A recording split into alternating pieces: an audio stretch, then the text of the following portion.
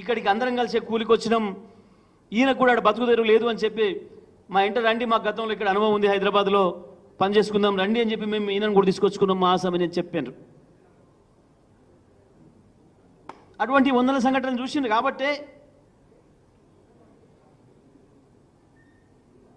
ఎంత చెట్టుకు అంతే కాదన్న పద్ధతుల్లో ఎంత వ్యవసాయం ఉన్న రైతుకు అంత అప్పు ఎక్కువే ఉంది, అంత కష్టం ఉంటుంది. వ్యవసాయ రంగాన్ని రంగంగా చూసిండు తప్ప అందులో ఉన్నోళ్ళు చిన్ననా పెద్దనా, ఆయనకు ఎక్కువ ఉందా ఆయన తక్కువ ఉందా అని చెప్పి చూడలే కేసీఆర్ గారు.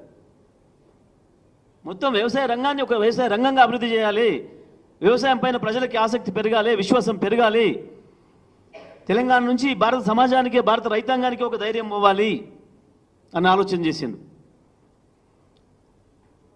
లక్షల కోట్లు బ్యాంకులలో రుణాలు తీసుకొని ఎగ్గొట్టిన దొంగల్ని మీ వెంట పెట్టుకొని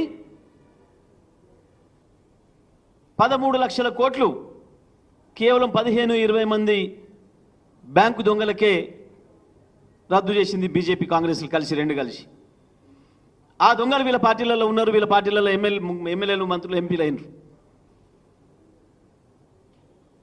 కానీ వీళ్ళకి ఇవాళ రైతులు దొంగలాగా కనబడుతున్నారు. తెలంగాణలో రైతులు మోసగాళ్ళలాగా, రైతులు దొంగల్లాగా చిత్రీకరిస్తున్నారు. పెట్టనేయండి, చర్చ చూస్తాం. శాసనసభలో మాట్లాడలేకపోయినా ప్రజల్లోనే మాట్లాడతాం, రైతుల్లోనే మాట్లాడతాం. దమ్ము లేదు, వాళ్ళు మాట్లాడాల్సిన పనికిమాలిన మాటలు మాట్లాడేసేసి మైక్ కట్ చేసుకొని తప్పించకపోతున్నారు, వాయిదా వేసుకొని పోతున్నారు. ఇవ్వమనండి, మీకు దమ్ముంటే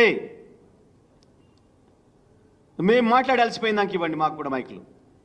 మీరు మాట్లాడండి, ఎంతసేపు మాట్లాడతారు? రైతుల గురించి మాట్లాడతారా, వ్యవసాయం గురించి మాట్లాడతారా, విద్యుత్ గురించి మాట్లాడతారా, నీటిపారుదల గురించి మాట్లాడతారా?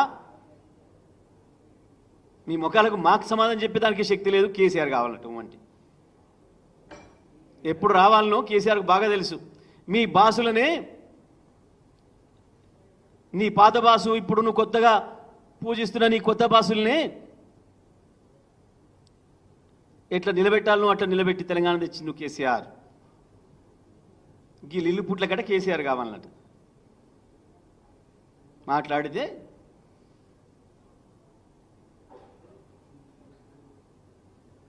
మహిళను చూసి భయపడే మీకు ఏందో మా రైతు బంధుని ఎందుకు చేసిండ్రు, ఈయన ఎందుకు రుణమాఫీ చేసి బీకినట, దాన్ని రాపిండట. రా రైతులకు రా. రైతులు దొంగలా, రైతులు నేరస్తులా, రైతులు మోసగాన్లా?